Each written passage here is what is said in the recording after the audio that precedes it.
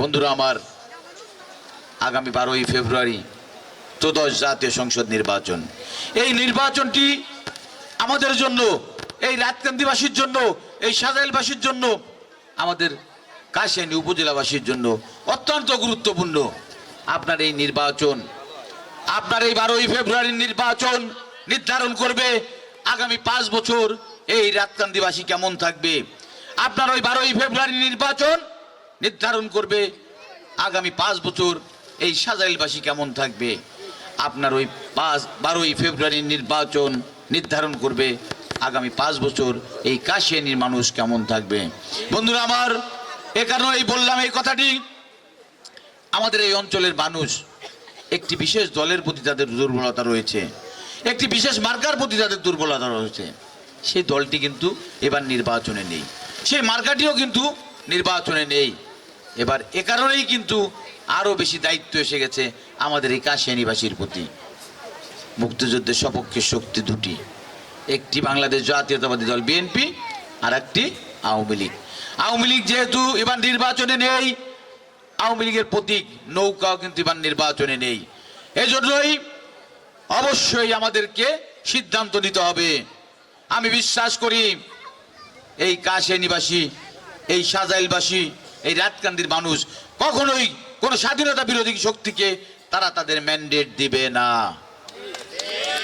এ কারণে আমি বললাম, আমার এই যে বোনেরা, আমার এই মায়েরা দীর্ঘক্ষণ শীতের মধ্যে বসে রয়েছেন, আপনাদের নিয়ে জামাতে ইসলামের সর্বোচ্চ নেতা কি একটা কুরুচিপূর্ণ বক্তব্য দিয়েছেন আপনারা তো নিশ্চয়ই জানেন। এত আপত্তিকর একটা বক্তব্য দিয়েছেন, ইতিমধ্যে সারা বাংলাদেশে আমার মা ভাই বোনেরা তাদের সেই বক্তব্যের প্রতিবাদে ঝাড়ু মিছিল করেছে। এ কারণে বলবো, আর যাই করুন, কোনোভাবেই আমাদের এই অঞ্চলের মানুষ কোনো স্বাধীনতা বিরোধী শক্তিকে ভোট দিবে না। বন্ধুরা আমার, মুক্তিযুদ্ধের সপক্ষে শক্তি বিএনপি, মুক্তিযুদ্ধের সপক্ষে শক্তি বিএনপি। বিএনপির প্রতিষ্ঠাতা শহীদ রাষ্ট্রপতি জিয়াউর রহমান স্বাধীনতার ঘোষণা দিয়ে আমাদেরকে উপহার দিয়েছিলেন একটি স্বাধীন সার্বভৌম বাংলাদেশ। আমাদের প্রিয় নেত্রী দেশনেত্রী বেগম খালেদা জিয়া ক্ষমতায় এসে সর্বপ্রথম এদেশের মা ভাই বোনদের জন্য গঠন করেছিলেন মহিলা মন্ত্রণালয়। এ কারণেই বললাম, বিএনপি সবসময় জনবান্ধবমূলক কর্মকাণ্ডে বিশ্বাস করে, বিএনপি সবসময় মানুষের ব্যক্তি স্বাধীনতায় বিশ্বাস করে। এজন্যই আপনাদের কিন্তু এবার একটা সিদ্ধান্ত নেওয়ার সময় এসেছে। বিগত 6টি নির্বাচনে আমাদের এই অঞ্চলের মানুষ সদ্য ফারুক খান সাহেবকে নৌকা প্রতীকে ভোট দিয়ে বিজয়ী করেছেন। তারা মকসুদপুরের মানুষ 2 বার কাবির মিয়া সাহেবকে ভোট দিয়ে উপজেলা চেয়ারম্যান নির্বাচিত করেছেন।